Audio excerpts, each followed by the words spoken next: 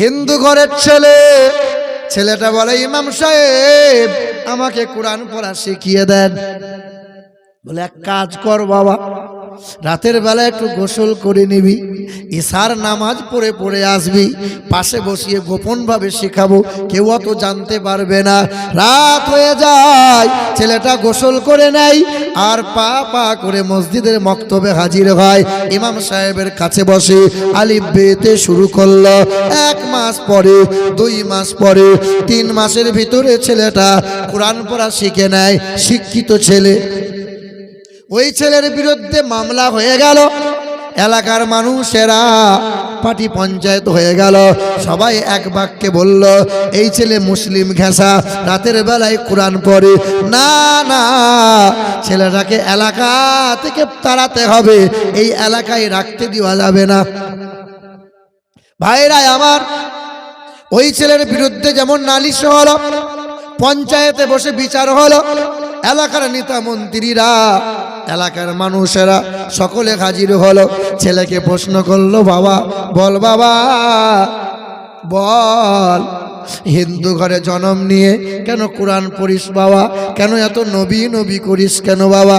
আরে বেশি দূরকার কথা নয়, কয়েকটা জেলা পার করলে পাবে মেদিনীপুর জেলা, আরামবাগ থেকে যেতে হবে। আহারে ওই জায়গায় ওই ছেলেটা বলল আমি বেদ পড়লাম, রামায়ণ পড়লাম, কোরআন পড়লাম, পুরাণ পড়লাম, আমি দেখতে পেলাম নবীর প্রশংসা। বলে কি পেলি? বলে ইন্দ্রজোনা উপস্রোত নামে নরসংসা ভবিষ্যতে।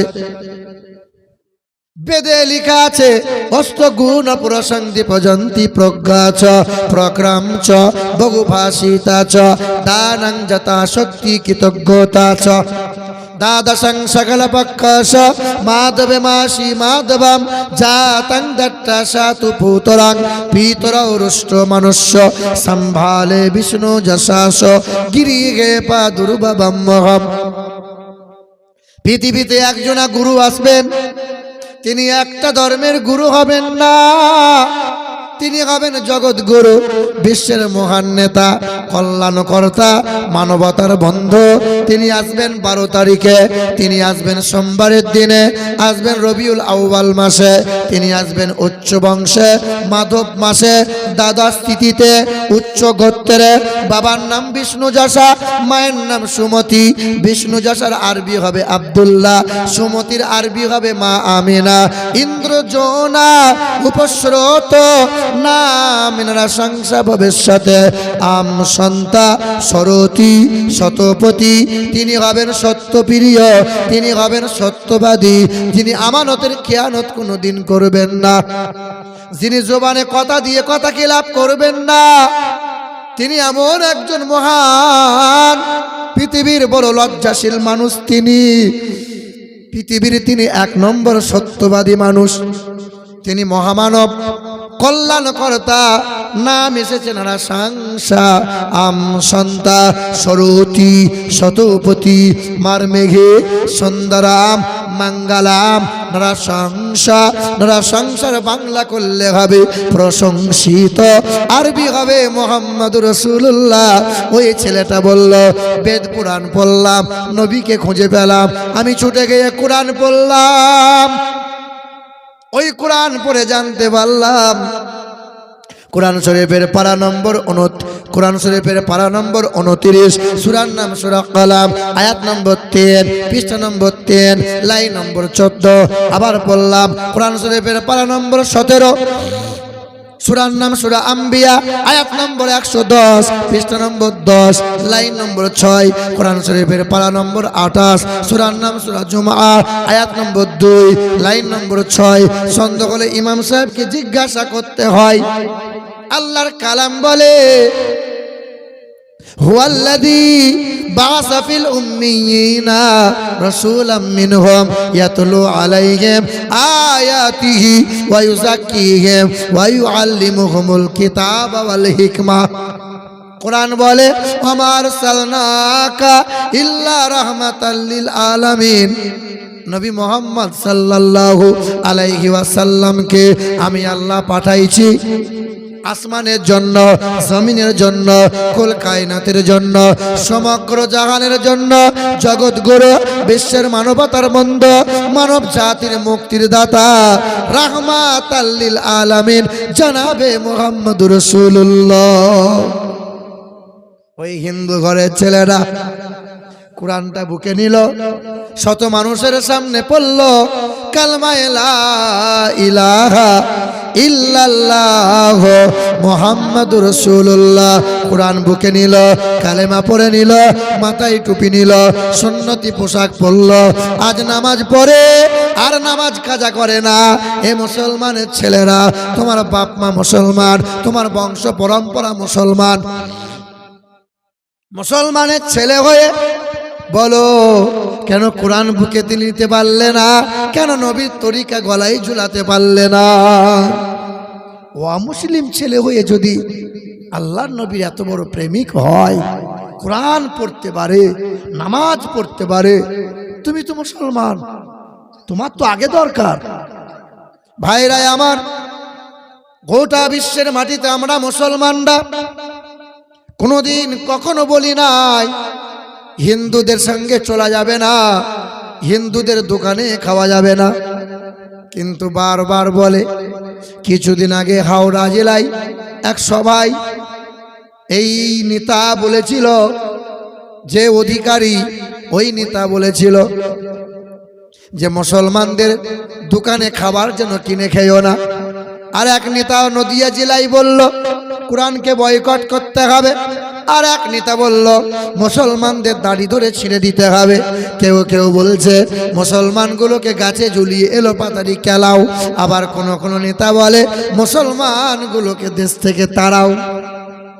কি গো, কয়েকদিন আগে কলকাতা ব্রিগেডে গীতা পাঠ হচ্ছিল, শুনেছেন না শোনেন নাই? খবর রাখেন না? গীতা পাঠ হচ্ছিল।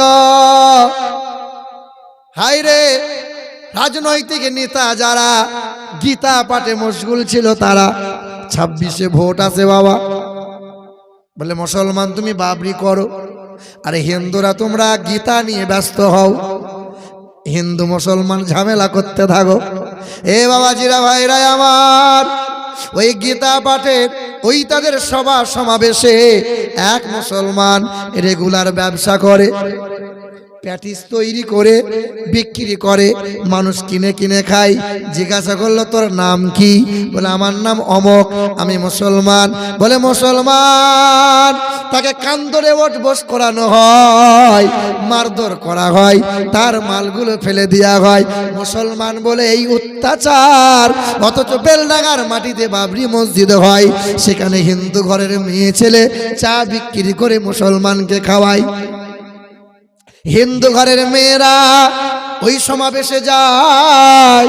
হায়রে মুসলমান, আজ আমরা সম্প্রীতি বজায় রাখতে চাই, চাই কি চাই না বাবা? আমরা ঝামেলা পছন্দ করি না। কোরআন বলেছে না, হিন্দু মুসলমান বিভেদ বিচ্ছেদ করো না, কোনো ধর্মকে আঘাত তোমরা করো না। নবী আমার শিখিয়েছেন কোনো জাতি কোনো অমুসলিমকে কষ্ট দিও না। মুসলমান ভাইরা আমার, সালটা ছিল 1929 সাল, যখন ভারত বাংলাদেশ পাকিস্তান এক ছিল। ওই সময় এক বেঈমান রাজপাল মালহোত্রা তার নাম, ওই বেঈমানটা আমার নবীর চরিত্র নিয়ে বই লিখেছিল। বইটার নাম দিয়েছিল রঙ্গিলা রসুল। শুনেছেন আপনারা? শোনেন নাই? রঙ্গিলা রসুল। ওই বইয়ের ভিতরে আমার রসুলকে নিয়ে লিখেছিল মোহাম্মদ চরিত্রহীন, মোহাম্মদ লম্পট। জোরে বলো সুবহানাল্লাহ, নাউজুবিল্লাহ। আমার নবীর চরিত্র নিয়ে কেউ বই লিখবে, মুসলমান সহ্য করা যাবে বাবা? বলো। নবী আমাদের জান, নবী আমাদের ঈমান, নবী আমাদের। এ বাবা রাগ করিও না, এখন এই মুসলমানের ভিতরে অনেক দল বেরিয়েছে। কেউ বলছে দরুদ সালাম করো, কেউ বলছে করব না। হ্যাঁ বাবা, অনেক দল বেরিয়েছে গ্রামগঞ্জে। কেউ বলছে সবে বরাত করা যাবে, আবার কেউ বলছে করা যাবে না। এক ব্যক্তি বলছিল যে শবে বরাতের রাত জাগার চাইতে বিশ্বালয়ে রাত জাগা অনেক ভালো। জোরে বলে নাউজুবিল্লাহ। নাউজুবিল্লাহ। হে বাবাজিরা আমার, আবার কেউ বলছে নবী নবী করে লাভ নাই, হাসরের ময়দানে নবী নিজের জন্য কেঁদে অস্থির হয়ে যাবে। আস্তাগফিরুল্লাহ। কেউ আবার বলছে কবরডাঙ্গায় গিয়ে এই মিনহা খলাকনাকুম এই দোয়া পড়ে আর মাটি দেওয়া যাবে না, এই দোয়া পুরাতন হয়ে গেছে। আমরা মৌলবীর এখন নতুন নতুন দোয়া আবিষ্কার করেছি, এইগুলো পড়তে হবে। শোনেন নাই আপনারা বুঝি? বলছে কোরআনে এটা নাই, কোরআনে হাদিসে এটা নাই, দরুদ নাই, সালাম নাই, নবী নবী কোরআন হাদিসে নাই। 1.5 ফুটের বৌমা, হাইট শর্ট।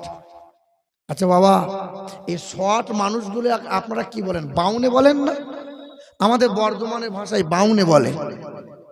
1.5 ফুটের বৌমা। ক ফুটের? শাশুড়ি জিজ্ঞাসা করছে বৌমা কোথায়? বলে এই তো মা। বলে বৌমা ওই কলসি থেকে একটু পানি নিয়ে এসো তো। 1.5 ফুটের বৌমা কলসিতে পানি আনতে গেছে, তো দেখে কলসির হাইট 4 ফুট। ক ফুট? বৌমায়ের হাইট ক ফুট? 1.5 ফুট। 1.5 ফুটের বৌমা যখন কলসিতে দেখতে গেছে পানি আছে না নাই, তো এইরকম দেখতে গেছে আর গলার হাড়টা খুলে কলসিতে পড়ে গেছে। কথা শুনছেন? গলার হাড় যখন কলসিতে পড়ে গেছে, এ শুধু খুঁজছে, কিন্তু গলার মালাটা আর খুঁজে পাচ্ছে না। শাশুড়ি জিজ্ঞাসা করছে বৌমা কি ব্যাপার? বলে মা একটু দাঁড়াও, পানি নিয়ে যাব, কিন্তু ঘন্টা খানিক ধরে গলার মালাটা খুঁজছি, পাচ্ছি না। বলে নদীতে পড়ে নাই, কলসিতে পড়েছে, খুঁজে পাবে না কেন? বলে খুঁজে পাবো কি করে, তোমাদের গ্রামের কলসিগুলোর তলা নাই। কি নাই? কলসির আবার তলা থাকবে না? এটা বল যে আমি লাগাল পাচ্ছি না। কি বলে? তলা নাই। হ্যাঁ বল যে আমার হাত ছোট, আমি শর্ট, আমি লাগাল পাচ্ছি না। 1.5 ফুটের বৌমা 4 ফুট লাগাল পায়? বলে না যে কোরআন হাদিস আমরা পাচ্ছি না গো, খুঁজে বার করে দাও।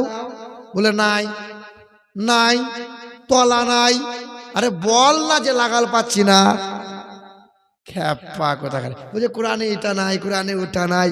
1000 দলিল দিয়ে যাবে। এই যে আগামীকাল দেখবেন মুফতি জাহাঙ্গীর আসবে, 1000 দলিল দিয়ে যাবে, মানবে না, মানবেই না। মুসলমান বাবাজিরা ভাইরা আমার, এ নওজোয়ান তরুণেরা কেউ কষ্ট নিও না, কাউকে আঘাত করার জন্য বলছে না বাবা। তুমি তোমার জায়গা বেছে নিয়েছো, আমি আমার জায়গা বেছে নিয়েছি। আল্লাহর কসম করে বলি, এই বুকে আছে 30 পারা কোরআন। আমি আমিনুল ইসলাম নবী নবী নবী নবী নবী নবী করে যদি নাজাত পাওয়া না যেত, দরুদ ও সালাম যদি পড়তে না হতো, আল্লাহর কসম এই বুকে 30 পারা কোরআন রেখে ওই দরুদ ও সালাম পড়তাম না।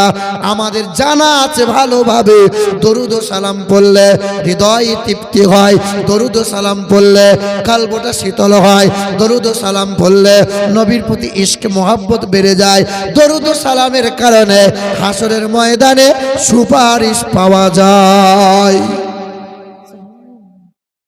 বাবাজিরা ভাইরা আমার, সালটা কত বলছিলাম? 1929 সাল। ওই সময় বেঈমান রাজপাল মালহোত্রা বই লিখলো, বইটার নাম দিল রঙ্গিলা রসুল।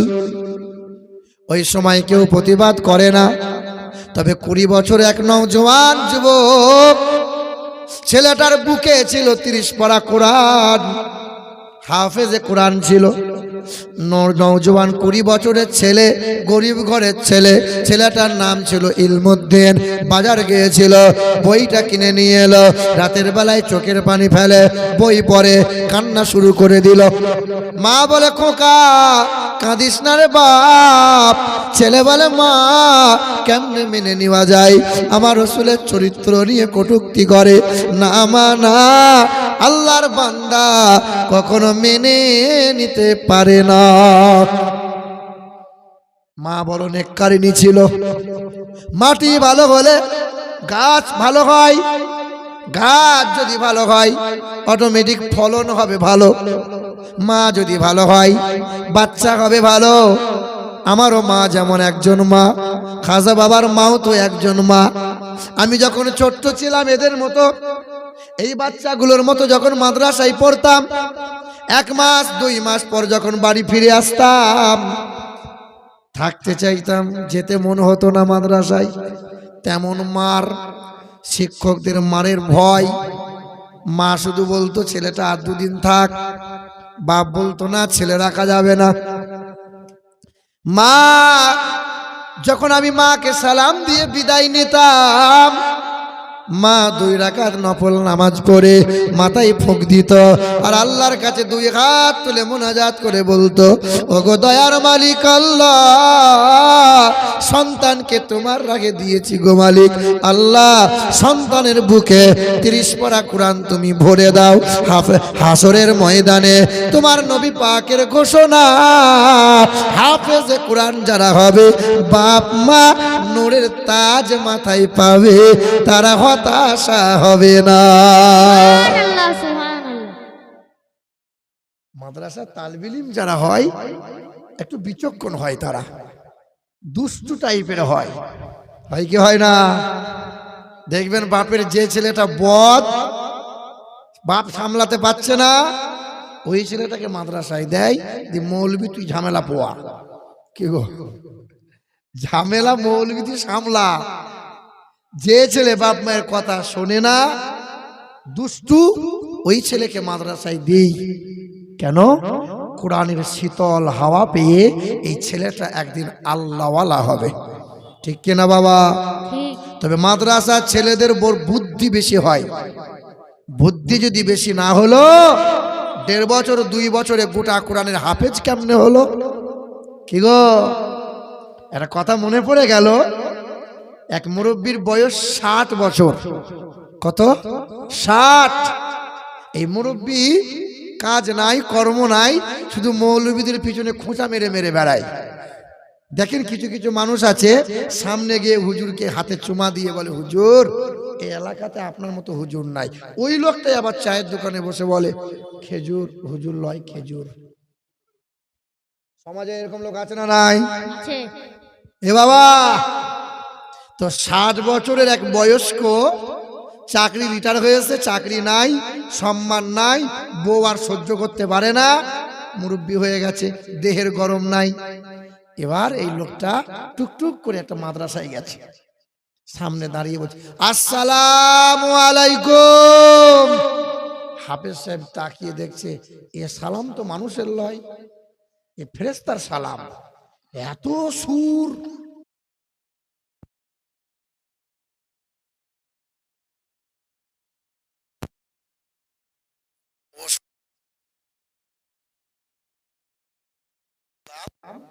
তখন আমার ঘড়িতে বাজে 8টা। এখন আপনার মাদ্রাসায় এসেছি, এখন আমার ঘড়িতে বাজে 10টা। হাফেজ সাহেব ছেলেগুলোকে পড়াচ্ছিল, 10 বছর 12 বছরের ছেলে সব কোরআন পড়ছে, ছেলেদের বিচক্ষণ বুদ্ধি।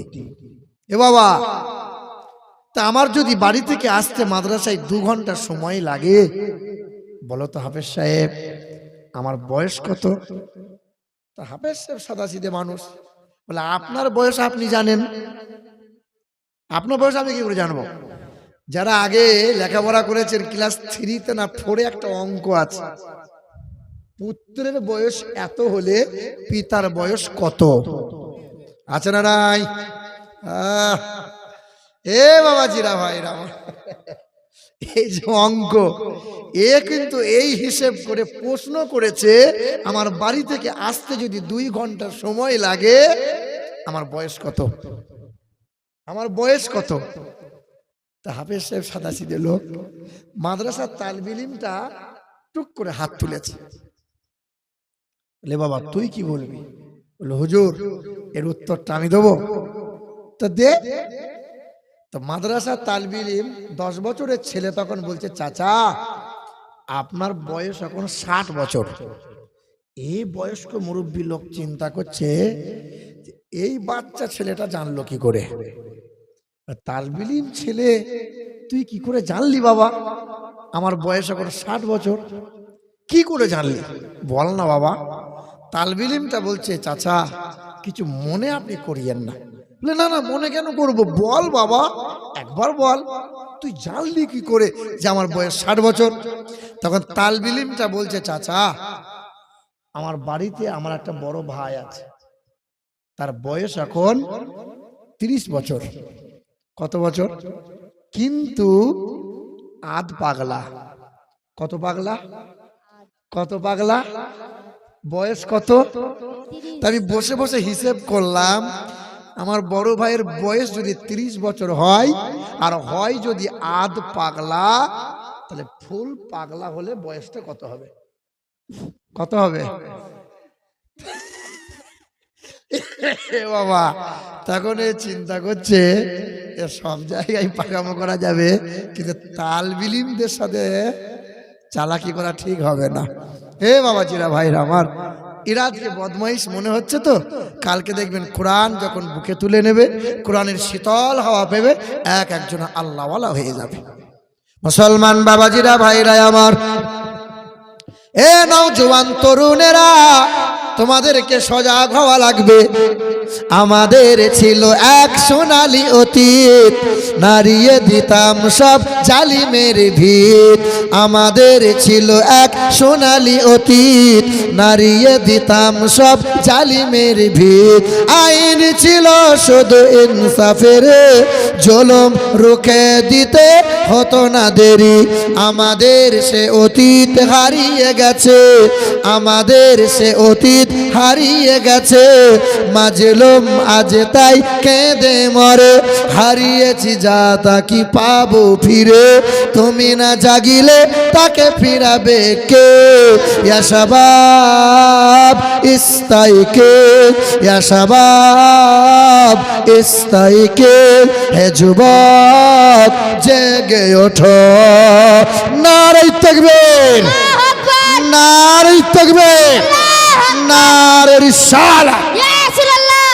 পিছনে মানুষগুলো বলে না কেন? বলে মৌলবী বলবে আর আমরা বলবো? আমরা কি ঘাসে মুখ দিয়ে চলি? এ বাবা, আল্লাহর নামে ধ্বনি দেবেন, যত ধ্বনি দেবেন এ হাত এই মুখ কোনোদিন প্যারালাইসিস হবে না। মুসলমান নওজোয়ান তরুণেরা, ছেলেটার বয়স ছিল 20 বছর, সিনাই ছিল 30 পারা কোরআন, নাম তার ইলমুদ্দিন। আল্লাহর বান্দা ইলমুদ্দিন নওজোয়ান যুবক ছুটে এসে মায়ের পায়ে চুমা দিয়ে বলেছিল, ও মা তুমি দোয়া করো মা, মা বড় নেককারিনী, তাই তো সন্তান বলো আল্লাহওয়ালা। হে বাপ, তোমাদের পায়ে হাত রেখে বলছি বাবা, ছেলের বুকে কোরআন দাও, মোবাইলটাকে ছেলেকে দূরে সরিয়ে রাখো। আজ ছেলে মানুষ যদি করতে না পারো, কাল যখন তুমি বুড়া বুড়ি হবে, ওই ছেলে খেতে পড়তে দেবে না, ঘরে ঠাঁই তোমার জায়গা দেবে না। কিছু কিছু বাপ আছে, ছেলে একটু বড় হলো, টাকার বিনিময়ে ছেলে বিক্রি করে দিল। আছে না নাই? ওই আগের বছরে গজলটা বলেছিলাম যে ছেলের বিয়েতে টাকা নিচ্ছে যারা আস্ত হারামখোর তারা। আপনার গ্রামের লোক তো ছেলের বিয়েতে টাকা পয়সা নেয় না, নেয়? আর একবার শুনিয়ে দিই, এবছরে, পরের বছরে আর চান্স বোধহয় আমার আর হবে না। এ বাবা, আর একবার শোনাই। আদেশ করিল আল্লাহ পবিত্র কোরআনে। তবে বিশ্বাস করেন, আপনার গ্রামের লোক আমাকে যে ভালোবাসা দিয়েছে না, আমাকে ফোন করেছিল, ঝড়ম করে ফোন করেছিল, আমি চিনতে পেরেছি আলহামদুলিল্লাহ।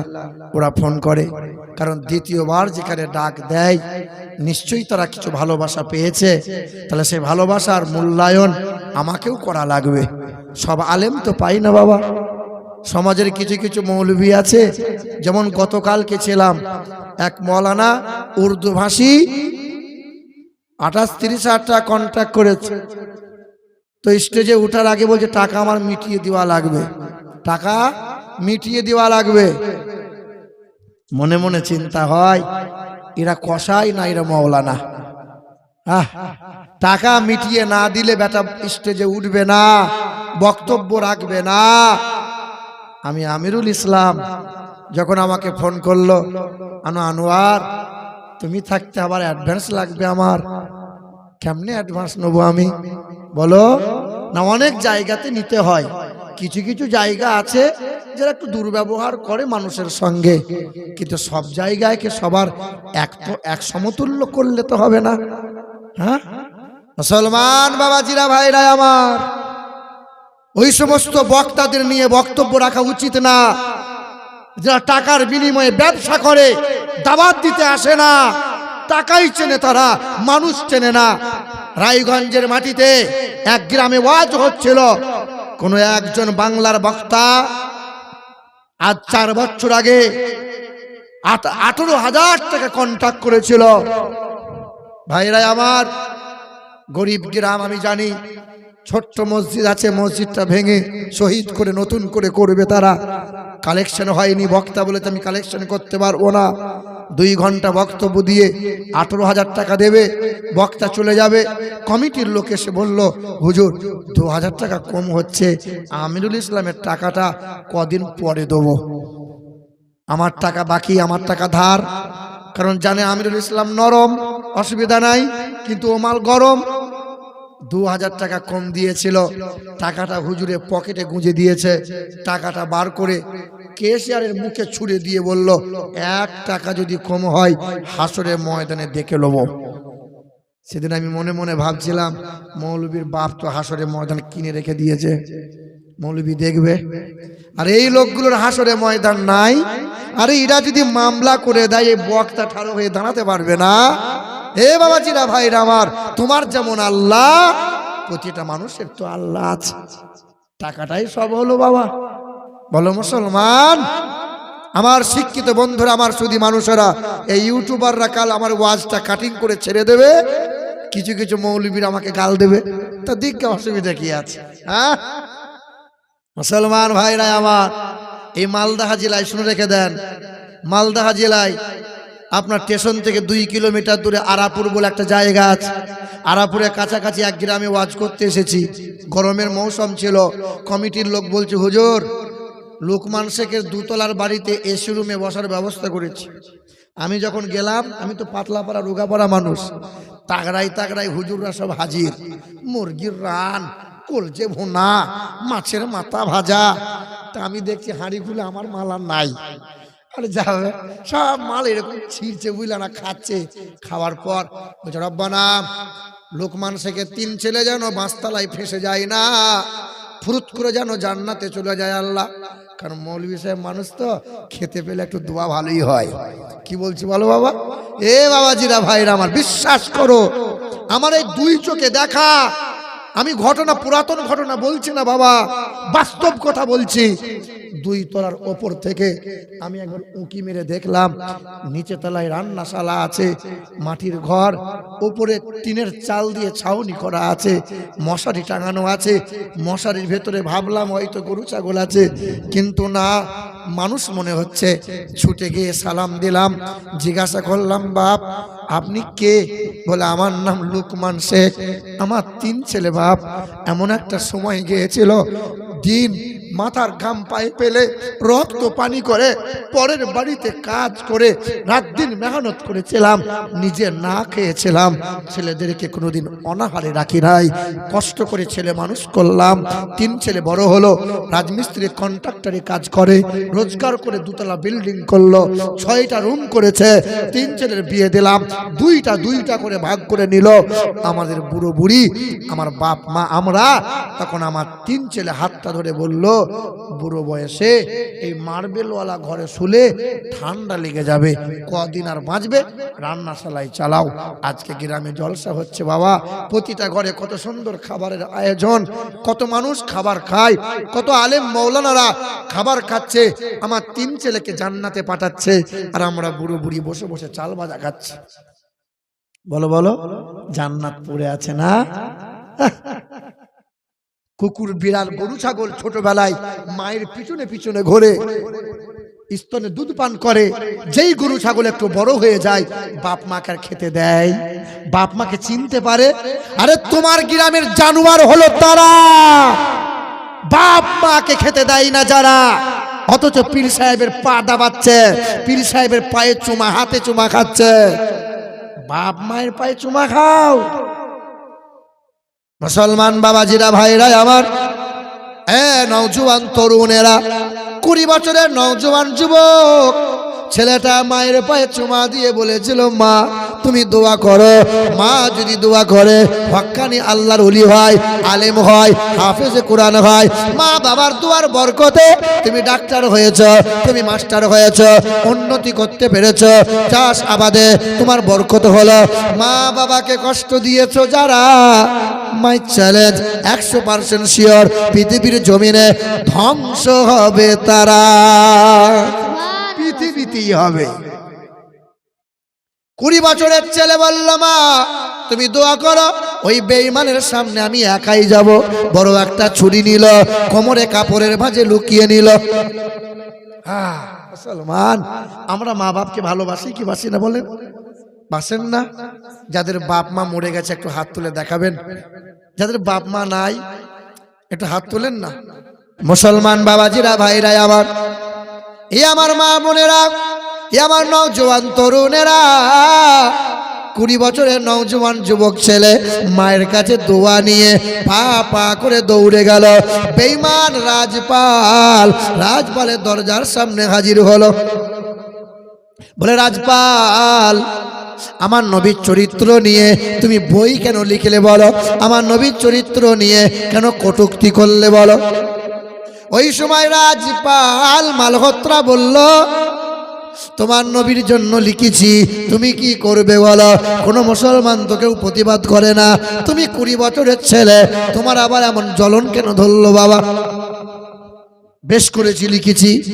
আল্লাহর বান্দা ইলমুদ্দিন ছুরিটা বার করলো, রাজপালের বুকের মধ্যে গেঁথে দিল। রাজপাল মারা গেল।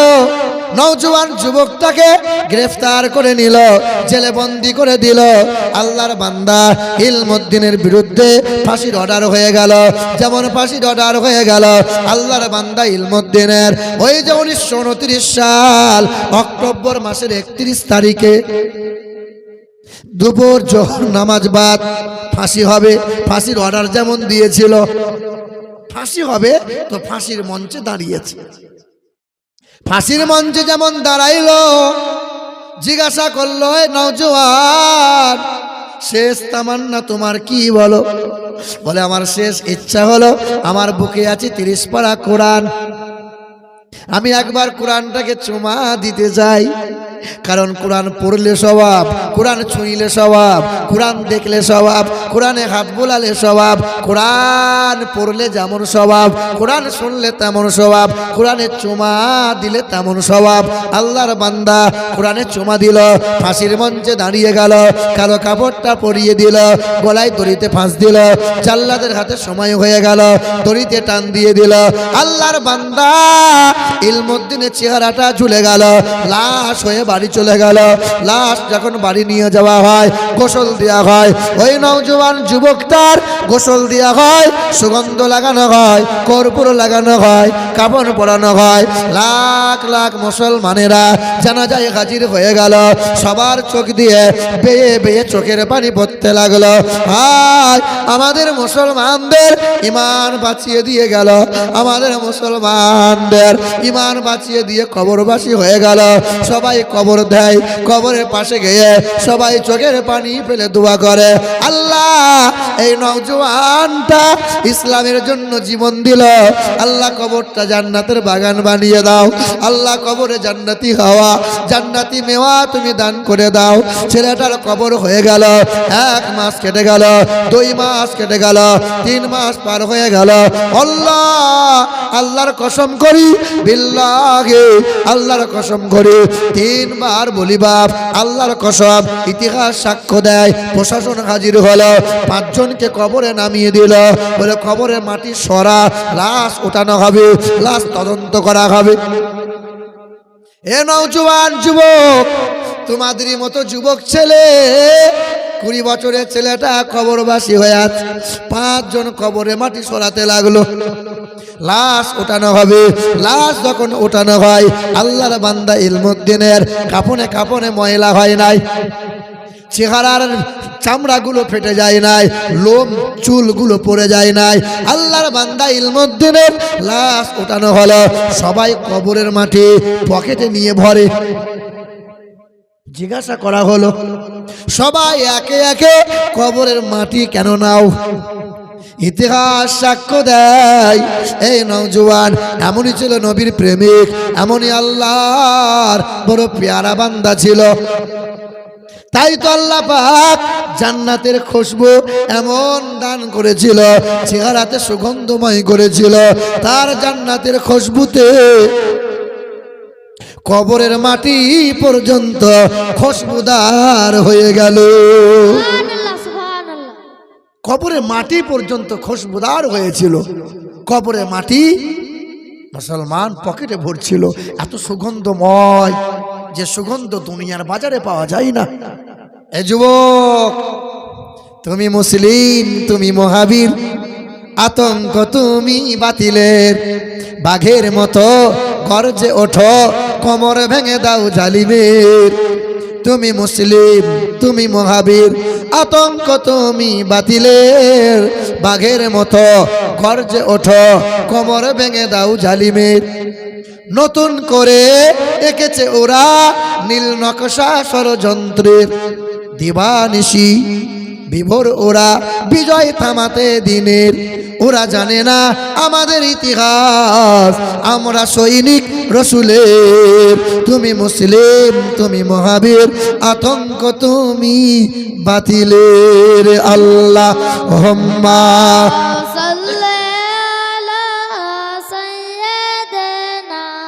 মাওলানা মুহাম্মাদ ওয়া আলা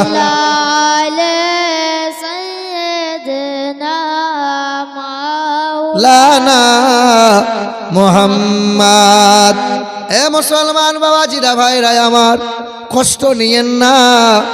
ওই যে আদিনা বলে একটা মসজিদ আছে, ওই আদিনার মসজিদটা কুরআনের ওসিলায় মসজিদ হয়েছে। মালদা জেলায়, আপনার জেলায় এক বাদশাহ শাহ সেকেন্দার, শুনেছেন আপনারা? শাহ সেকেন্দার বানিয়েছিল মদিনার নকল করে আদিনা। ওই বাদশার পেটে অসুখ হয়েছিল, পেটের যন্ত্রণা ভালো হয় না। ডক্টরি কবিরাজি কম করে না। বাদশাহ শাহ সেকেন্দারের পেটের অসুখ কেমনে ভালো হবে? একজন ফকির বান্দা দেখা করতে এলো। বাদশাহ কেমনে আস? বলে আমাদের বাদশাহ ভালো নয়, পেটের যন্ত্রণায় অস্থির হয়ে যায়। আল্লাহর ফকির বান্দা বলল, আমি এক ঔষধের ঠিকানা পেয়েছি, বাদশাহ যদি সেবন করতে পারে জনমের মতো রোগ ভালো হয়ে যাবে। তাড়াতাড়ি চলেন বাদশার কাছে। ওই তখন ফকির বান্দাকে নিয়ে যাওয়া হলো, বাদশার দরবারে হাজির করানো হলো। বাদশাহ বলে, বলো ফকির, কি এমন ঔষধ পেয়েছো বলো?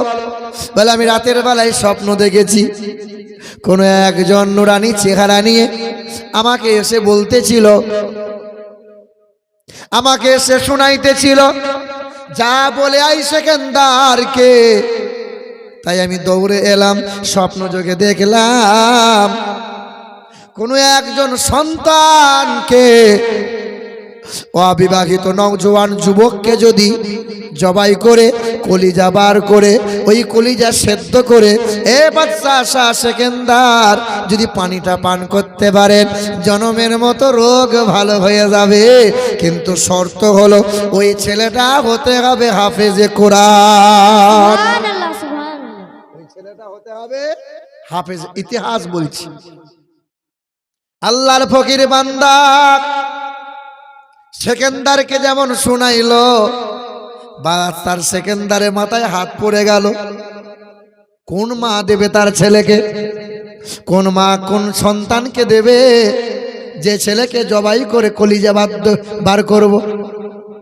তবুও বাদশা শাহ সেকেন্দার চেষ্টা করতে কম করে নাই।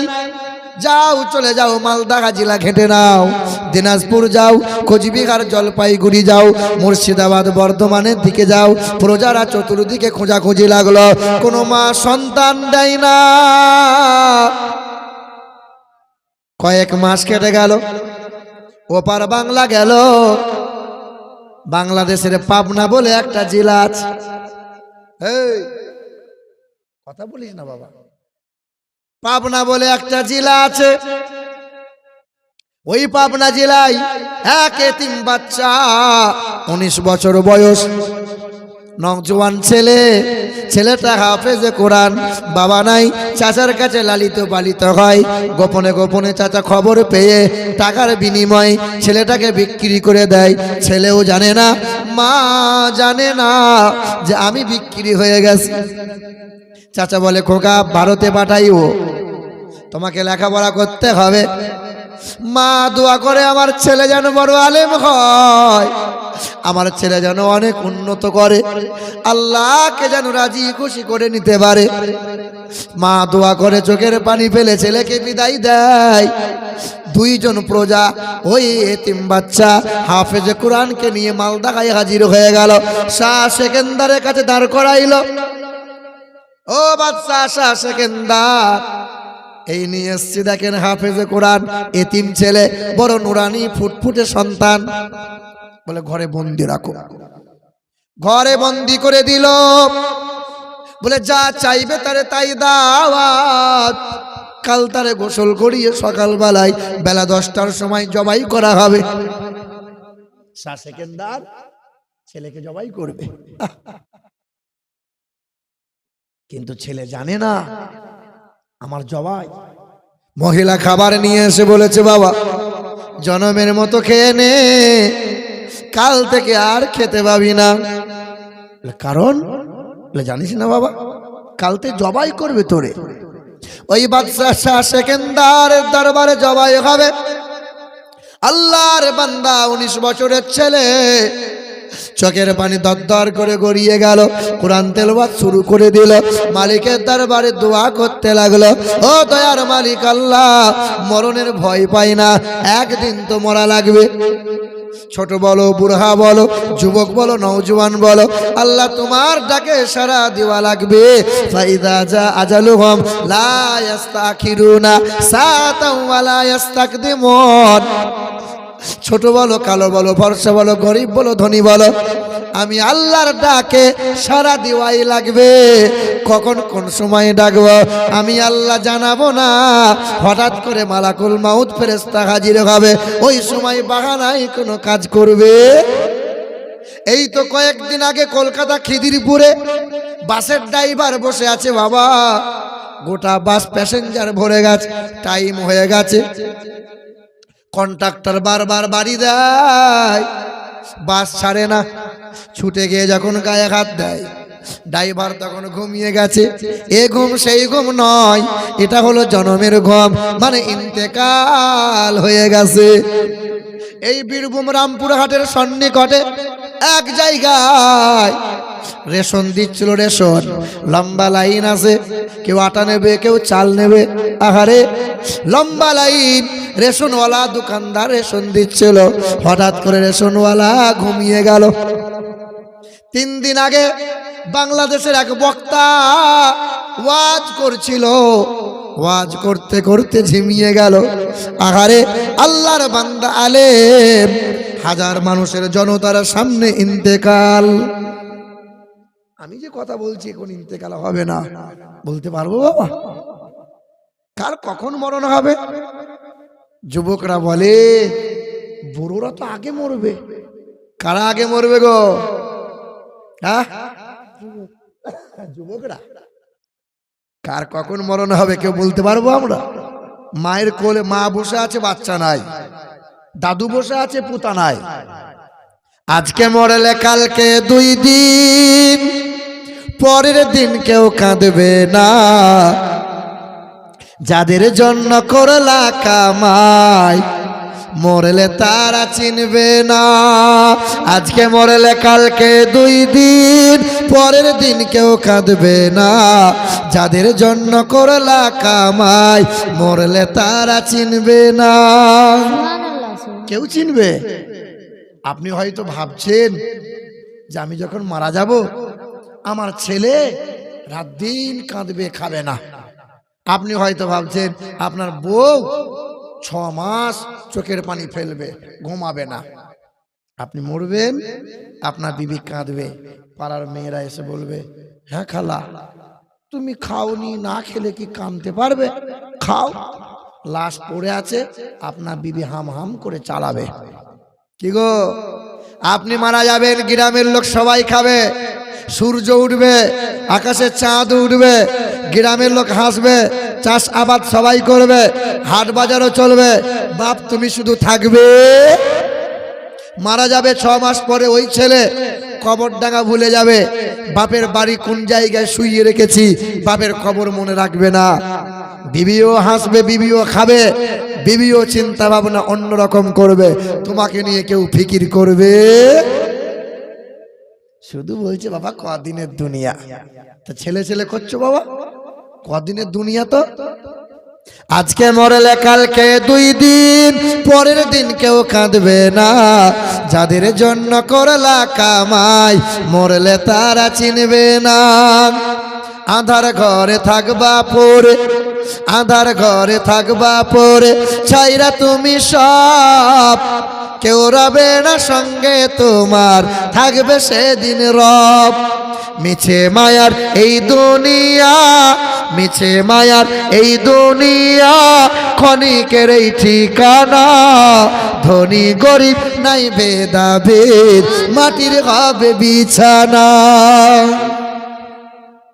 আল্লাহর বান্দা কাঁদে, চোখের পানি ফেলে, আল্লাহ আমার ইন্তেকাল হয়ে যাবে, আমাকে কাল জবাই করবে, তাতে আফসোস নাই, কিন্তু আমার বুকে আছে 30 পারা কোরআন। ও দয়ার মালিক আল্লাহ, আমাকে যদি কতল করে দেয় কোরআনকে অসম্মান করা হবে। জামানার মানুষ বলবে যে মুসলমানের বাদশা হয়ে মুসলমান কোরআনে হাফিজকে কতল করলো। দয়ার মালিক আল্লাহ, তোমার কালাম তেলাওয়াত করেছি আল্লাহ, আমার এই চোখের পানির বিনিময়ে কোরআন পাকের ওসিলায় নবী পাকের সাদকায় বাদশার পেটের অসুখকে ভালো করে দাও। সকাল হয়ে গেল, বাদশা বলে আলহামদুলিল্লাহ, অর্ধেকটা রোগ আমার ভালো হয়ে গেছে। শাহ সেকেন্দার বলছে এক কাজ কর, আর একটা দিন থাম। ভাইরা আমার, আবার সন্ধ্যা এলো, শাহ সেকেন্দার বারান্দায় চলাফেরা করে, আবার হাফেজে কোরআন তেলাওয়াত করে, চোখের পানি ফেলে দোয়া করে, আল্লাহ আজ আছি কাল থাকবো না, পৃথিবী থেকে যাওয়াই লাগবে। আল্লাহ মরণের ভয় পায় না, বারবার মরণের স্মরণ করি, কিন্তু যদি কতল করে দেয় কোরআনকে অসম্মান করা হবে।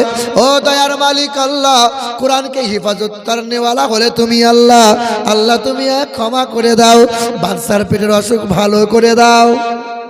বাদশা শুনছে, ছেলেটা চোখের পানি ফেলে আমার জন্য দোয়া করছে। বাদশা হাঁটে আর বলে আল্লাহুম্মা আমিন, আল্লাহুম্মা আমিন। সকাল হয়ে গেল, ওই বাদশা শাহ সেকেন্দার বলল, আল্লাহর কসম, কোরআন পাকের ওসিলায় নবী পাকের সাদকায় আমার পেটের অসুখ সম্পূর্ণ ভালো হয়ে যায়। বাদশার কন্যা বলে, বাবা আল্লাহর শুকরিয়া আদায় করে জানাও। বলে কি করব? 260টা পিলার দিল, 80 খানে গম্বুজ বানাইলো, বিরাট আকার নিয়ে জাতীয় সড়কের পাশে ফাঁকা জায়গায় আদিনার মসজিদ হলো। মদিনার নকল করে কন্যার কথা শুনে আল্লাহর শুকরিয়া আদায় করলো, কোরআন পাকের ওসিলায় রোগ ভালো হয়েছে বলে। আবার করলো কি, ওই এতিম বাচ্চা হাফেজে কোরআনকে নিয়ে কন্যার সঙ্গে বিবাহ দিল, আদিনার মসজিদ বানিয়েছিল শাহ সেকেন্দার। বাচ্চা যখন চলে গেল, বাচ্চার আসনটা জামাই পেল। মা বলেছিল, আল্লাহ ছেলেকে পাঠাইছি তোমার রাহে, তুমি হেফাজত করবে, ছেলের ভবিষ্যৎ যেন উজ্জ্বলময় হয়ে যায়। মায়ের দোয়া কি বৃথা যায়? এ নওজোয়ান তরুণেরা, এ আমার যুবক ভাইরা, আল্লাহর কালামকে ভালোবাসি কি বাসি না বাবা? এই কোরআনের সঙ্গে বেয়াদবি করে কেউ পার পায় নাই। আমি প্রায় জায়গাতে গজল বলেছি যে কোরআনের সঙ্গে যারা বেয়াদবি করেছে একদিন ঘুরে এসে তারাই কালেমা পড়ে মুসলমান হয়ে। হিন্দুদের একটা মন্ত্র আছে জানেন, কোন হিন্দু মানুষ যখন মারা যায় পুরানোর আগে তার কানে কানে বামুন এক মন্ত্র শোনায়। ওই মন্ত্র শোনানোর পর তাকে যখন শ্মশানে শুয়ানো হয় আর মুখে যখন আগুন দেওয়া হয়, শিরা যখন টান ধরে যায় শ্মশানের চিতাতে বসে ও লাশ তখন এইরকম ঠাড়ো হয়ে যায়। শিরায় টান ধরলে লাশ ঠাড়ো হবে, আর এই চারজন দু বোতল মেরে দিয়ে বাঁশে করে বাড়ি মারবে, এই ঠাড়ো হবি না, শো। কি গো, লাশ পুরানো দেখেছেন না আপনারা? যখন পুরাই এই শিরা টান ধরে যায় লাশ তখন ঠাড়ো হয়ে যায়, এরা তখন বাঁশে করে বাড়ি মিলে শোয়ায়। কলকাতা ঠাকুরপুকুর বলে একটা জায়গা আছে, আমার গাড়িটা একদিন ধরেছিল ঠাকুরপুকুরে। কেন? আমার ড্রাইভার সিগন্যাল মানে নাই বলে। গঙ্গাসাগরে মহফিল ছিল, তো 5 জন পুলিশ আমার গাড়ি ধরেছে যে তুমি ওভার স্পিড চালিয়েছো, সিগন্যাল মানো নাই, তোমাকে ফাইন দেওয়া লাগবে 5000। মানে ঘাম ঝরানো পয়সা পুলিশকে দেবো। গাড়ি থেকে আমি নামলাম, তো এক পুলিশ অফিসার বলছে আপনাকে খুব চেনা চেনা লাগছে। আলহামদুলিল্লাহ, পুলিশের সঙ্গে চেনা পরিচয় হলে কাজ আছে। কি বলছেন বলেন? এ বাবা, তা আমাকে বলছে হুজুর আপনাকে খুব চেনা চেনা লাগছে, ভালো করে দেখুন একটু যদি চিনতে পারেন। তো বলছে আপনাকে কোথায় যেন আমি দেখেছি। কোথায় বলুন তো? তখন বলছে আপনাকে মোবাইলে দেখেছি। আলহামদুলিল্লাহ, হ্যাঁ মোবাইলে একটু থাকি বেশি আমি, কারণ এরা তো ছাড়ে না, সব মোবাইলে ঢুকিয়ে রেখে দিয়েছে। এ বাবা, তা বলে আপনি হুজুর মানুষ, আপনাকে আর কি বলবো, আপনার কাছে কি টাকাই বা লোবো, তবে ভুল করিয়েন না, আপনার ফোন নম্বরটা দেন। আমার ফোন নম্বর নিল, আর আমিও ফোন নম্বরটা নিলাম, কারণ পুলিশের সঙ্গে যোগাযোগ রাখা ভালো। রাস্তাঘাটে ঝামেলা হলে স্যার একটু দেখেন, কারণ আমি তো মেম্বার নই, নেতা, আমি মেম্বার। তবে আপনাদের বলে দিয়ে যাই, নেতা হন মেম্বার হন বাপ, পৃথিবীর জমিনে 2 অপরাধ করবেন না। 1, কোনো মানুষের হক মেরে খাবেন না। 2, ক্ষমতার বল আছে, দলের বল আছে, পার্টির বল আছে, এই বল দেখিয়ে কোনো মানুষকে শাসাবেন না, কারো জমি জায়গা দখল করে নিয়েন না। এই গুনাহ আল্লাহ মাফ করবে না, পৃথিবীর কোনো পীর আপনাকে মাফ করাতে পারে না। পার্টির বল, দাদার বল, দিদির বল, টাকার বল, কোমরের বল, ফেরেশতা বলছে গোসল করে কবর ডাঙায় ছবি চল, পিটিয়ে মাল বিকল করে দেবো, দল দেখাচ্ছিস। হ্যাঁ গো, কবরে যাওয়ার পরে যদি বলে ফেরেশতা আমি কংগ্রেস করি, এই আমি টিএমসি, ফেরেশতা ভয় পেয়ে যাবে। বলো কি বলছো? আপনার গ্রামের ইমাম সাহেব বলে বা আমিরুল ইসলাম বলো, কবরে যাওয়ার পরে যদি বলা হয় ফেরেশতা আমি মুফতি সাহেব, আমার 4টে ডিগ্রি আছে, ফেরেশতা বলে ঠিক আছে, ভয়ে পালাচ্ছে, পালাবে। বলে ডিগ্রি রাখ, 80 লাখ করে ছিলবো, তুই একবার আয়। মুসলমান, কি কথা বলছিলাম? পুলিশ অফিসার ফোন নম্বর নিল, আমিও নিলাম। ভাইরা আমার, পরের দিন সকালবেলায় 10টার সময় ফোন দিল, 40 মিনিট কথা হতে হতে হয়ে গেল। বারবার শুধু একটা কথাই বলে, আপনাদের নিয়ম নীতি বড় ভালো। কোনটা? বলে আপনাদের কোনো মানুষ যখন মারা যায় গোসল দেয়, খাটে করে পালকিতে করে নিয়ে যায়, আর নিয়ে যাওয়ার পরে যখন কবরে আদর করে শোয়ায়।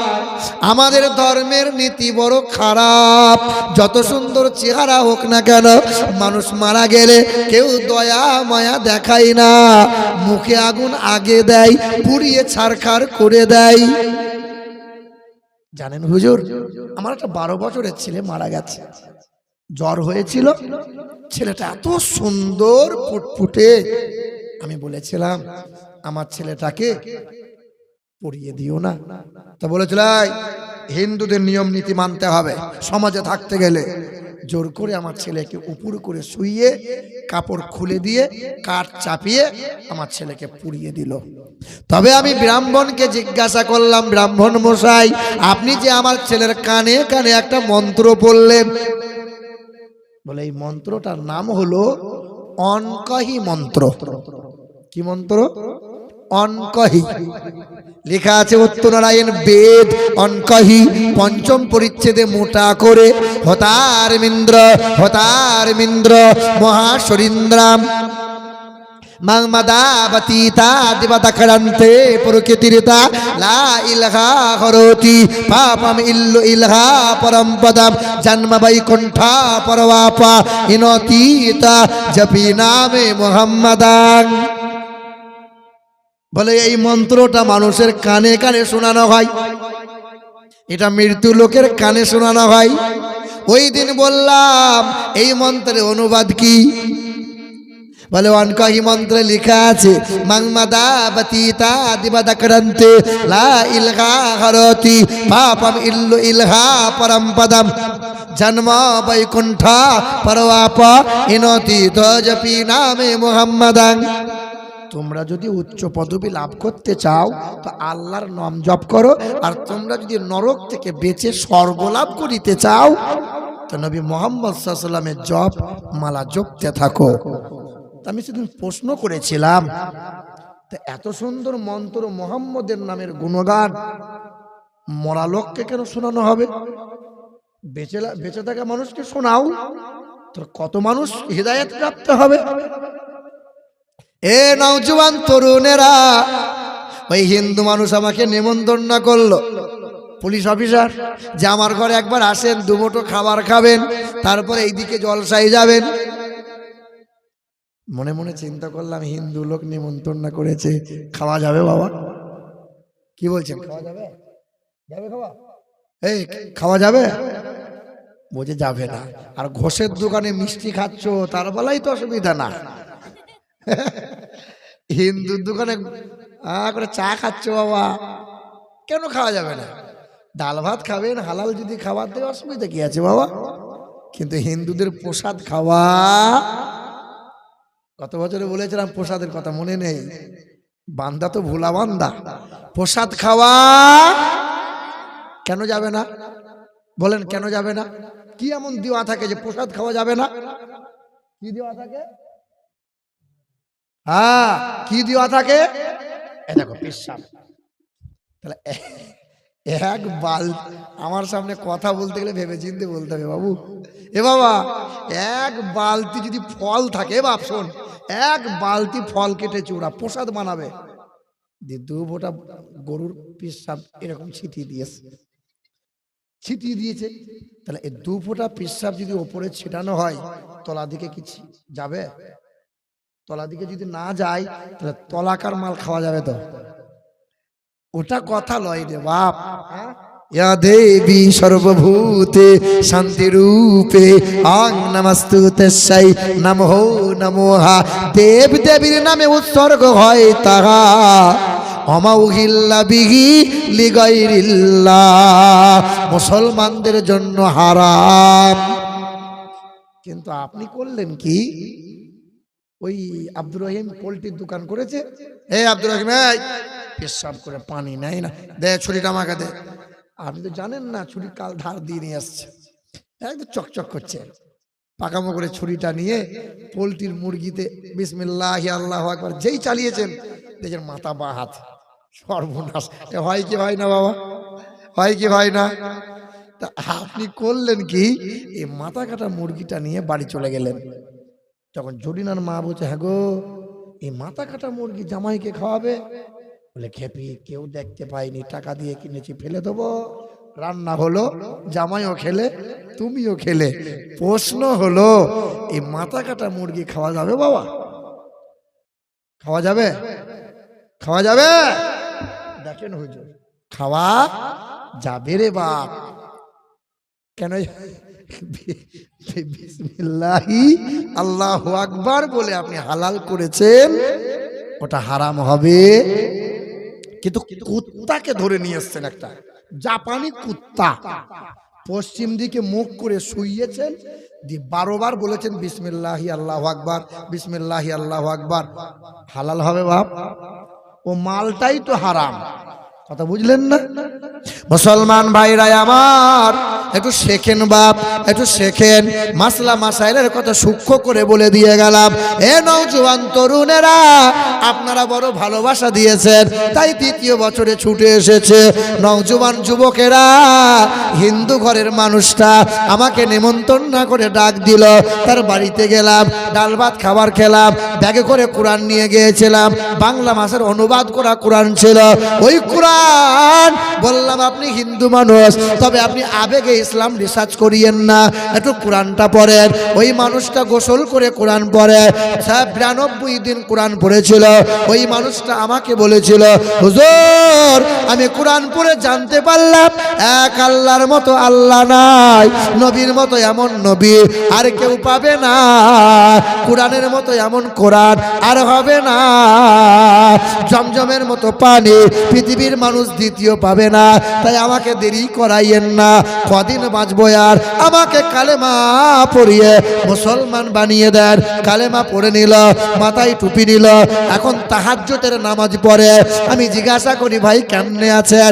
বলে, বড় কষ্ট হয়, যেই দিন নামাজ কোনোদিন ডিউটি করতে গিয়ে কাজা হয়ে যায়। হে মুসলমান, তোমার কেন কষ্ট হয় না? 5 ওয়াক্ত নামাজ পড়ো না, সিজদা করো না, ফজরে যাও না। হে নওজোয়ান, তুমি কোরআন পড়লে না? হিন্দু ঘরের মানুষ হয়ে যদি নামাজি হয়ে যেতে পারে, মাথায় টুপি রাখতে পারে, লম্বা পোশাক পরতে পারে, তাহাজ্জুদের নামাজ পড়তে পারে, বলো নওজোয়ান তোমরা আমরা কেন পারলাম না? বুঝতে পারছেন না বাপ? কোরআন বলে, ওয়াতাসিমু বিহাবলিল্লাহ জামিআন ওয়া লা তাফাররাকু। পারা নম্বর 4, পৃষ্ঠা নম্বর 2, আয়াত নম্বর 103। আল্লাহ পাকের কালাম জানিয়ে দেয়, কালো হও কিংবা ফর্সা, আরবি হও কিংবা বিহারি, বাঙালি হও কিংবা গুজরাটি, ছোট হও কিংবা বড়, যে দলের যে মতের হও না কেন, আমার কালামকে বুকে আঁকড়ে ধরো, পৃথিবীর মানুষ সম্মান পাবে, কামিয়াবি পাবে। আমি আল্লাহর 2 ঘোষণা, এক হলো মুহাম্মাদুর রাসূলুল্লাহ, দ্বিতীয় হলো কালামুল্লাহ, কখনো যেন ত্যাগ করবে না। ওই মহাত্মা গান্ধী মৃত্যু হওয়ার 16 দিন আগে চিঠি লিখে দিল, এ ভারতের মুসলমানেরা, আমি মহাত্মা গান্ধী মোহাম্মদ আলী জিন্নার সঙ্গে ওঠা বসা করলাম, আমি মহাত্মা গান্ধী মুসলমানদের সঙ্গে বসেছি, একসঙ্গে খেয়েছি। আমি মহাত্মা গান্ধী বলে দিয়ে যাই, পৃথিবীর জমিনে পশ্চিম আকাশে এক আলোর আবির্ভাব হবে, তার নামের প্রথম অক্ষর হবে এম, শেষের অক্ষর হবে ডি, নাম তার হবে মোহাম্মদ। তার জীবনী পড়লাম আমি।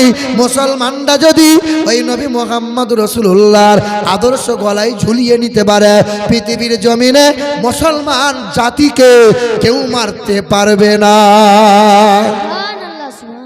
এ মুসলমান, মানবেন্দ্রনাথ বলে গেল, learning of the Muslim Europe become the leader of modern civilisation. পৃথিবীর মাটিতে ইউরোপীয়রা সভ্যতার নেতা হতে পারল, কারণটা কি জানো?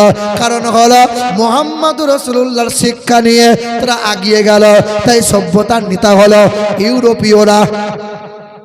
আচার্য প্রফুল্ল চন্দ্র বলল, পৃথিবীর জমিনে আটলান্টিক মহাসাগর থেকে প্রশান্ত মহাসাগরের উপকূল পর্যন্ত সমস্ত মানবগুলোকে এক ভালোবাসার সোঁতায় বাঁধলেন যিনি, নবী মুহাম্মদুর রাসূলুল্লাহ হলেন তিনি।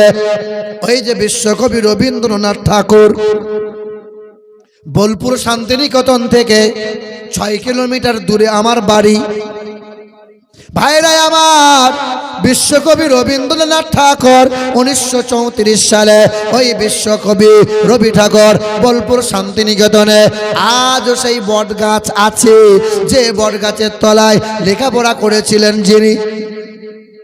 লেখাপড়া করলেন, প্রদীপ জ্বালিয়ে বড় হলেন, কবিতা লিখতে শুরু করলেন। 1934 সালে কবিগুরু রবীন্দ্রনাথ ঠাকুর ওই বটগাছের তলায় তিরপল টাঙাইলো আর হাজার মানুষকে নেমন্তন্ন করলো। হিন্দু মুসলমান খ্রিস্টান বৈধরা সবাই হাজির হলো। মাসটা ছিল রবিউল আউয়াল মাস। বেছে বেছে সোমবারের দিনে নবী দিবস পালন করলেন তিনি। হিন্দুরা প্রশ্ন করলো, ও কবিগুরু, নবী মুহাম্মদের জীবনী নিয়ে আপনি দিবস কেন পালন করেন? 1.5 ঘন্টা লেকচার দিয়েছিলেন, 1.5 ঘন্টা বক্তব্যে বলেছিলেন পৃথিবীর জমিনে বালক ব্রহ্মচারীর জীবনী পড়েছি আমি, মহাবীরের জীবনী পড়েছি আমি, গৌতম বুদ্ধর জীবনী পড়েছি আমি, তবে নবী মুহাম্মদ রাসূলুল্লাহর জীবনী পড়লাম, জানতে পারলাম নবীজির চরিত্রে বিন্দু মাত্র কোনো দাগ নাই। ভাইরা আমার, 1969 সালে জুলাই মাসের 20 তারিখে রাত 11টার সময় চাঁদে গিয়েছিলেন যিনি, বিশ্বের একজন বড় বৈজ্ঞানিক ছিলেন তিনি। আমার নবী যখন শিশুকালে দোলনায় শুয়ে আদর পেয়েছিলেন, এই কথাটা হাদিসটা শোনেন। নবী যখন ভূমিষ্ঠ হয়েছিলেন তো মা আমিনা চোখের পানি ফেলে কেঁদেছিল। জিজ্ঞাসা করেছিল শাশুড়ি মা এসে, এ মা কাঁদছিস কেন মা? তোর তো সুখের দিন মা, এমন ফুটফুটে ছেলে পেয়েছিস, সন্তান, এই মোহাম্মদের মতো এই সন্তান আর কেউ পাবে না। এ আমিনা কাঁদিস না মা। হযরতে মা আমিনা রাদিয়াল্লাহু তাআলা আনহা চোখের পানি ফেলে বলেছিল, মা গো, আমার কান্না হয় একটাই কারণ, আমার যে স্বামী নাই, আমার আব্দুল্লাহ যে নাই, আমার শিশু মোহাম্মদের বাবা যদি আজকে হায়াতে থাকতো কত খুশি হতো। মক্কার বাজার থেকে খেলনা নিয়ে আসতো আর আমার মোহাম্মদকে সান্ত্বনা দিয়ে খেলনা দিয়ে আদর করত। আমার মোহাম্মদ একটু বড় হতো, হাত ধরে পা পা করে হাঁটু হাঁটু পা করে খেলা দেখাইতো, ঘুরতে নিয়ে যেত।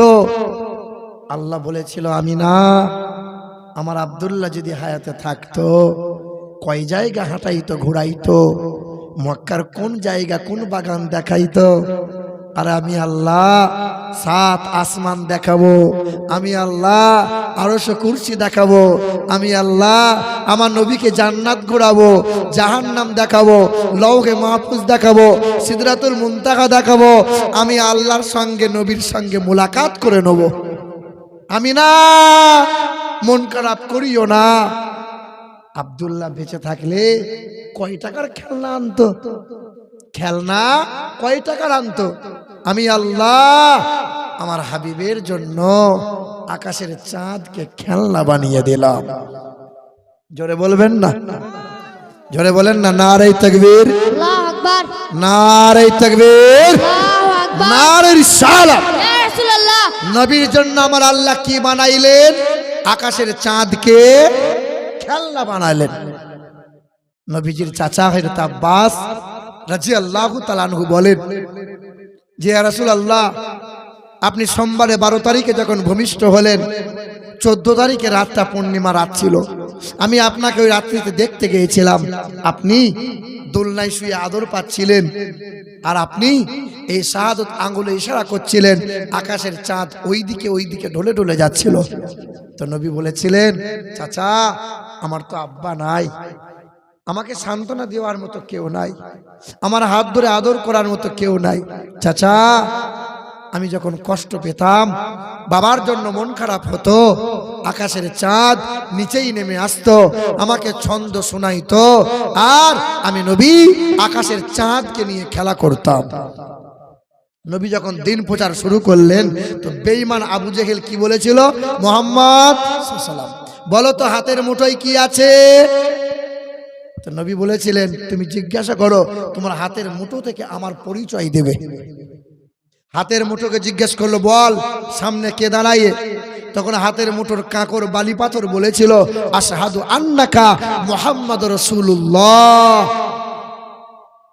তো বলেছিল, মুহাম্মদ, এ তোমার জাদু বিদ্যা, তুমি যদি ওই আকাশের চাঁদকে দুভালা করতে পারো, আমি কালেমা পড়ে এখন ইমানদার হব।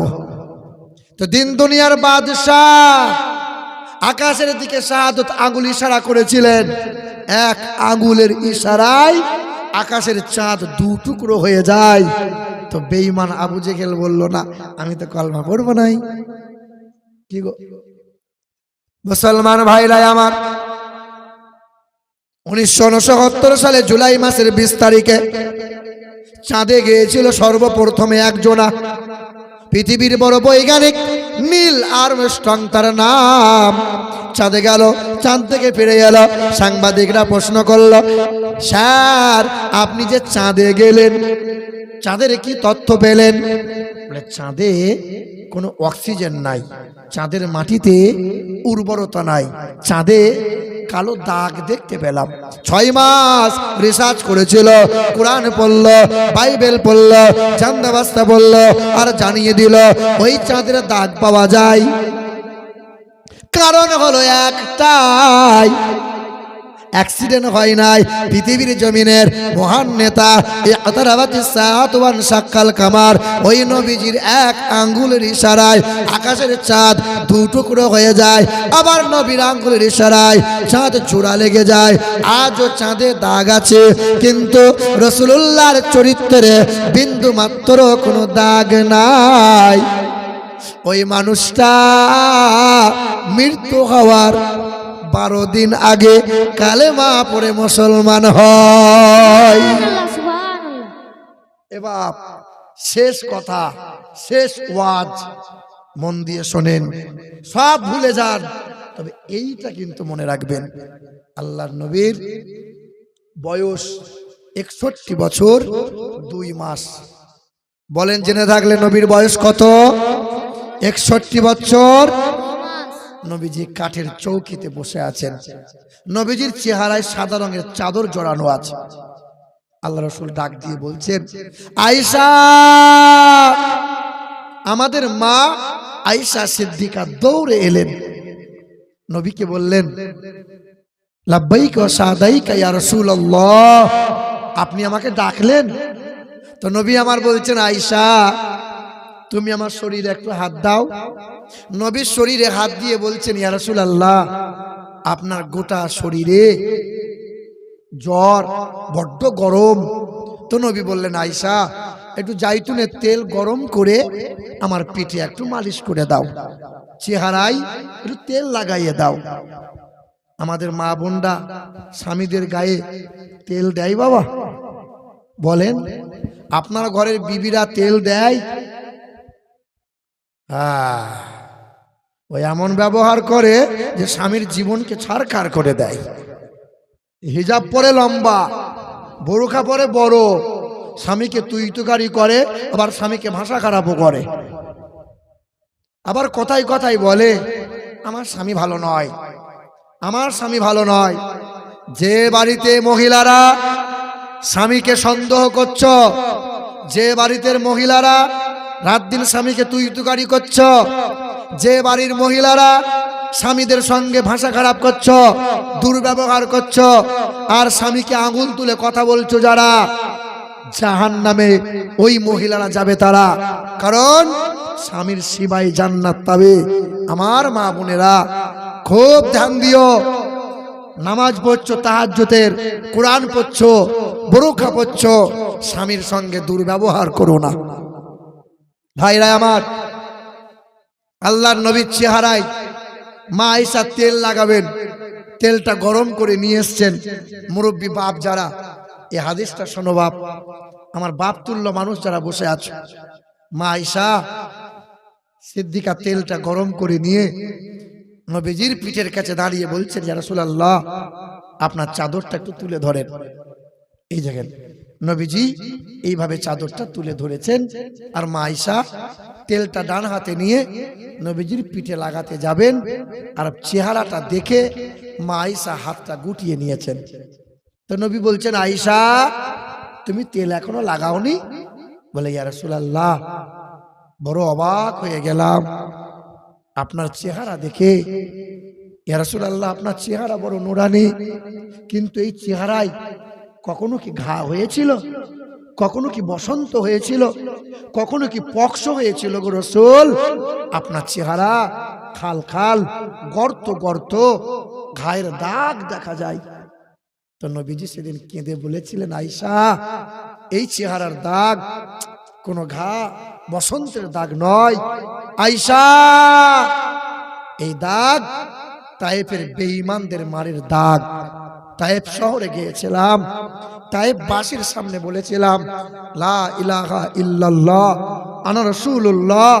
তায়েফের নিষ্ঠুররা বলেছিল, মোহাম্মদ মরতে তুমি তায়েফ শহরে এলে, ছোটবেলায় লালিত পালিত হালিমার ঘরে হলে, আর বড় হয়ে নিজেকে রসুল বলে দাবি করতে এলে, বেরিয়ে যাও মোহাম্মদ, এখানে মরে গেলে মাটি দেওয়ার লোক পাবে না। জানো আয়েশা, সেদিন যুবকগুলো এই মোটা মোটা পাথর নিয়ে এমন করে আঘাত করেছিল যে পোশাক ছিঁড়ে চামড়া ফেটে মাংসের মধ্যে পাথর গেঁথে গিয়েছিল। আমি পিছন দিকে তাকিয়ে একবার দেখেছিলাম, একটা বাচ্চা ছেলে, 8-10 বছরের ছেলে, মোটা পাথর নিয়েছে, দূর থেকে ছুটতে পারবে না, দৌড়ে দৌড়ে ছেলেটা আসছে আমি নবীকে মারবে বলে। আমি নবী তার পাথরের আঘাতটা নেব, তাই আমি নবী থমকে গেলাম।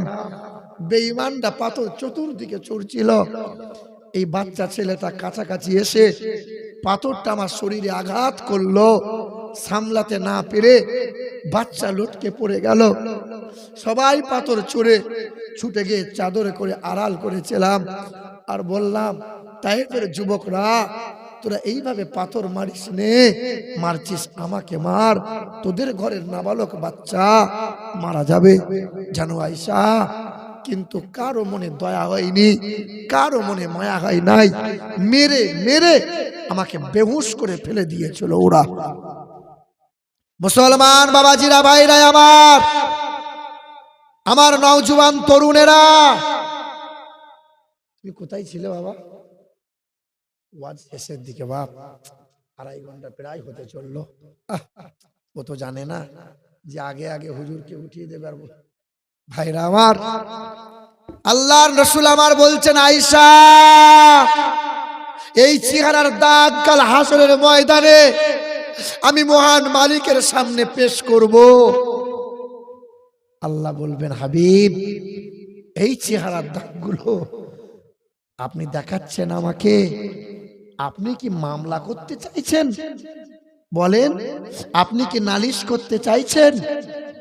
সেদিন আমার রাসূল, আপনার নবী, আমার নবী কাঁদবেন আর বলবেন, আল্লাহ কোনদিন কারো বিরুদ্ধে বদদুয়া করি নাই, কারো বিরুদ্ধে মামলা করি নাই, আল্লাহ আজও মামলা করতে চাইছি না, তবে আমার উম্মত গুলো বড় দুর্বল, এই উম্মত গুলোকে আল্লাহ জাহান্নামে ফেলে দিও না।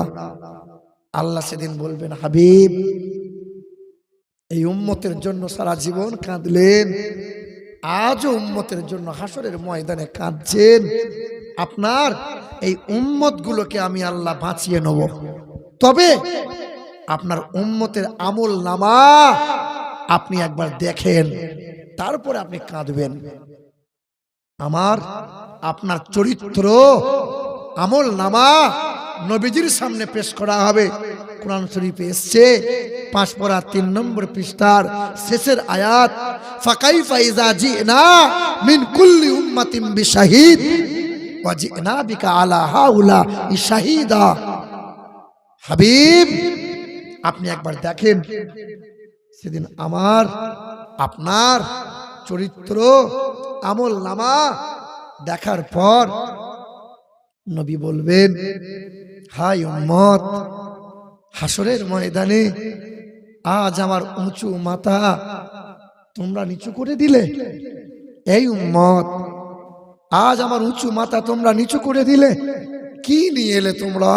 সুদ, লটারি, জুয়া, হারাম, সিজদা নাই, নামাজ নাই, তেলাওয়াত নাই, নবীর প্রতি দরুদ নাই, আমার প্রতি ভক্তি ভালোবাসা নাই। কি নিয়ে আসলে তুমি বলো? আমি তো কম মার খাই নাই, তোমার জন্য তো আমি চোখের পানি কম ফেলি নাই, তোমার একটু কি আমার প্রতি মায়া হলো না? উম্মত মুসলমান, ওই নবীর চোখের পানিটা মুছানোর জন্য হায় নবী সারা জীবন। আর একটা হাদিস আপনারা শোনেন, একদিন নবী আসরের নামাজ পড়তে মসজিদে গেছেন, আর মা আয়েশা সিদ্দিকা দরজার কাছে দাঁড়িয়ে আছেন। নবী আসবেন নামাজ পড়ে, নবীকে ধরে কিছু বলবো, কিন্তু নবী আসছেন না।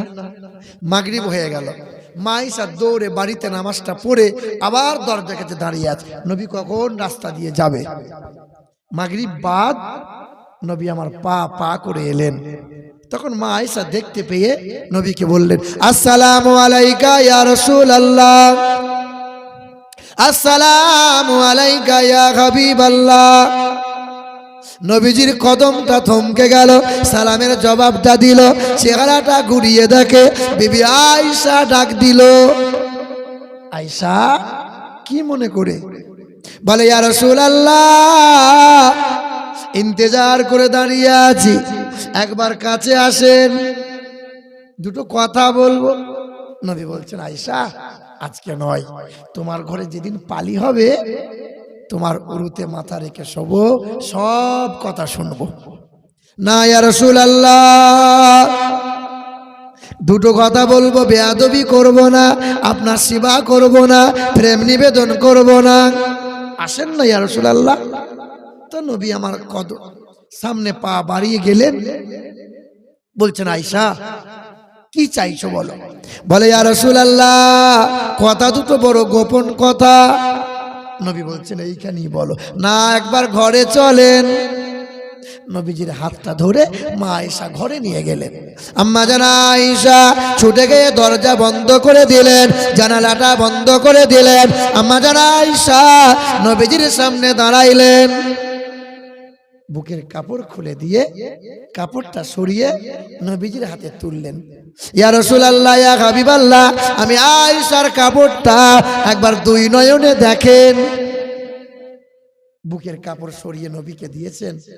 তো নবী আমার কাপড়টা খুলে খুলে দেখছেন, আমার আয়েশার কাপড় এমন ভাবে ছেঁড়া যে কাপড়টার পরা যায় না। বলো আয়েশা, কি দেখাইতে চাইছো? আম্মা জান আয়েশা বলেন, ইয়া রাসূলুল্লাহ, ইয়া হাবিবাল্লাহ, আমি আয়েশার একটাই কাপড়, দ্বিতীয় কোনো কাপড় নাই, এমন করে ছিঁড়ে গেছে গো নবী, এই কাপড় আর পরা যায় না। আমার জন্য যদি আর একটা কাপড়ের ব্যবস্থা করে দেন, আমি আয়েশার বড় ভালো হয়। নবী বলছেন, আয়েশা এই সময় তুমি কাপড় চাইছো? আমি উম্মতির চিন্তায় চিন্তিত হয়ে তোমার ভাবনাকে আমি ভুলে ত্যাগ করেছিলাম। আয়েশা এই সময় চেয়েও না, আর কয়েকটা দিন পর আমি তোমার কাপড়ের ব্যবস্থা করে দেবো। আয়েশা ওই মদিনার সারি সারি খেজুর গাছ দেখতে পাও? হ্যাঁ ইয়া রাসূলুল্লাহ। বলে, আয়েশা খেজুরের পাতা নিয়ে, খেজুরের শিরাগুলো নিয়ে কাপড়টা সেলাই করে কয়েকটা দিন চালাইয়ে নাও। আমাদের মা আম্মা জান আয়েশা আমার নবীর সামনে মাথা নত করে বললেন, ইয়া রাসূলুল্লাহ, আপনার বিবি আয়েশা খেজুরের পাতা নিয়ে এসছে, কাপড় সেলাই করবে বলে বুকের কাপড় সরাইতেছে, জানালা দরজা বন্ধ করে দেয়। আয়েশা যখন জানলা দরজা বন্ধ করে দেয়, আয়েশার গোটা ঘরটা অন্ধকার হয়ে যায়। ইয়া রাসূলুল্লাহ, অন্ধকারে আর কাপড় সেলাই করা সম্ভব হয় নাই। বলে, আয়েশা একটু প্রদীপ জ্বালাতে পারো তো, বাতি জ্বালাতে। আম্মা জান আয়েশা কাঁদে আর বলে, ইয়া রাসূলুল্লাহ, আমি আয়েশার ঘরে প্রদীপ জ্বালানোর মতো তেল নাই। আল্লাহ রাসূল বলছেন, আয়েশা আমি আমার উম্মতির কথা ভাবতে ভাবতে আয়েশা তোমার ভাবনাকে ত্যাগ করেছিলাম।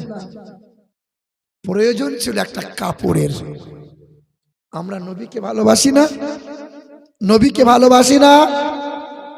এবার একজন আল্লাহর বান্দা 500 টাকা দিবেন আমার নবীর চোখের পানিটা মোছানোর জন্য, আর বলবেন, ইয়া রাসূলুল্লাহ, আপনার মোহাব্বতে দিলাম। পারবেন বাপ? 4টে মানুষ বাকি ছিল, 500 করে হবে আব্বা? কোনো মা বোনদের ভেতরে কেউ দেয়নি 500 করে? নামটা একটু বলবেন, কোনো মায়েরা একটু আগে আসেন। 500 করে 4 জন। একটু আগিয়ে আসো বাবা। 500 করে। একটা শাড়ির মূল্য আর কয় টাকা বলেন? বিবির জন্য আলমারি ভর্তি শাড়ি।